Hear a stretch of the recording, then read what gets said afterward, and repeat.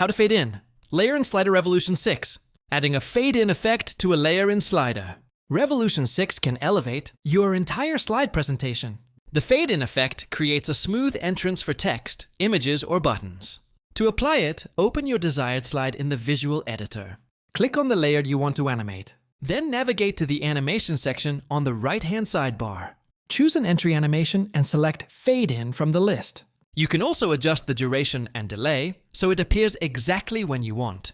Make sure to preview your animation to see how it looks in real time. And hey, if you want access to high-quality animation templates and transition styles, consider joining Slider Revolution for free. You can find the special link right in the video description.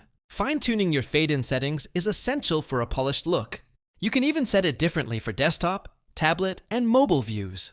The visual timeline makes it easy to coordinate all your layers. Just remember to hit save after you're done. Once you learn this skill, you'll be able to bring any design to life with smooth, professional transitions. Don't miss out on the powerful tools waiting for you. Check out the free link to Slider Revolution in the description.